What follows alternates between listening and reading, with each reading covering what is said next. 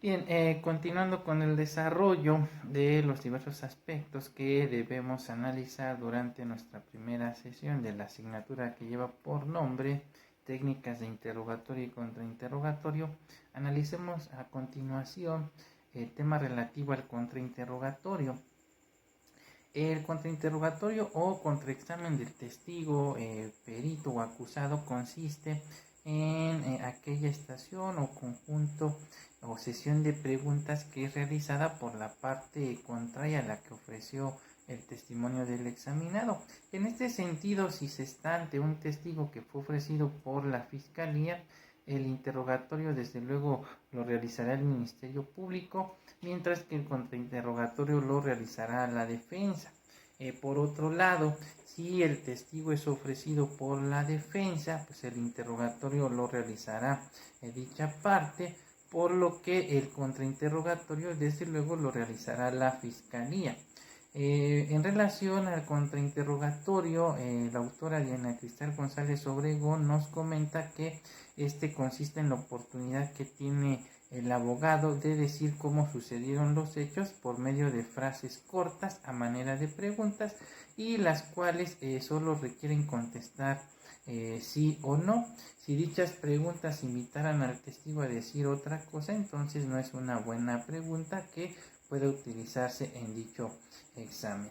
Ahora bien, por cuanto hace a la regulación del contrainterrogatorio, este se encuentra normado por la segunda parte del primer párrafo del artículo 372 del Código Nacional de Procedimientos Penales, el cual dispone expresamente lo siguiente: desarrollo del interrogatorio de la parte contraria podrá inmediatamente después contrainterrogar al testigo, perito o al acusado.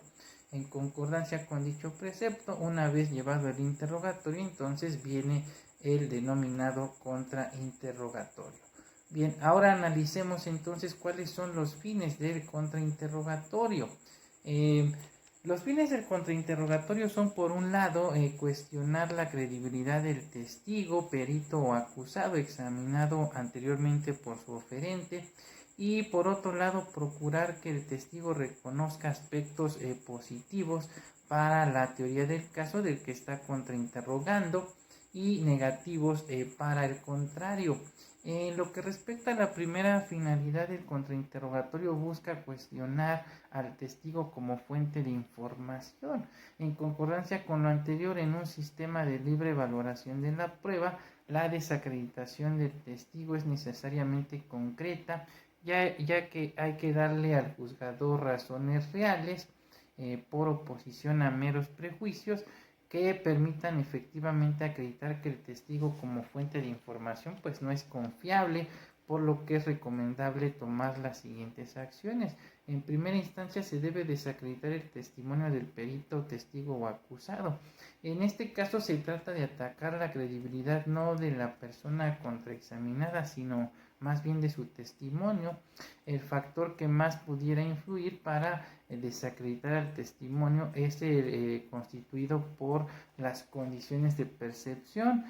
Dichas condiciones pueden pertenecer a circunstancias personales del testigo, su miopía, sordera, su estado mental, el temor o el uso de drogas al momento en que ocurrieron los hechos, o bien otras de carácter externo como ruidos, contaminación ambiental, oscuridad, distancia, etcétera.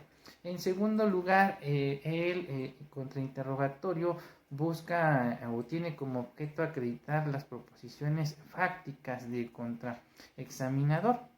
En este sentido, hay ocasiones por las cuales se puede obtener de un testigo contrario testimonios que afirmarán proposiciones fácticas del contraexaminador, es decir, que pueden corroborar ciertos elementos de su propia versión de los hechos.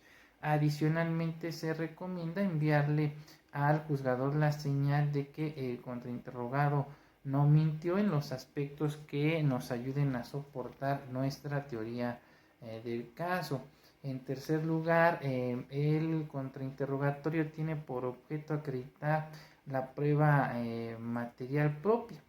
En esa lógica, el testigo de la contraparte puede acreditar la prueba material del contraexaminador, por lo que debemos aprovechar dicha situación para ilustrar al juzgador en qué aspectos nos ha beneficiado el testimonio de la contraparte. Y como cuarto objetivo, el contrainterrogatorio busca obtener inconsistencias con otras pruebas de la contraparte.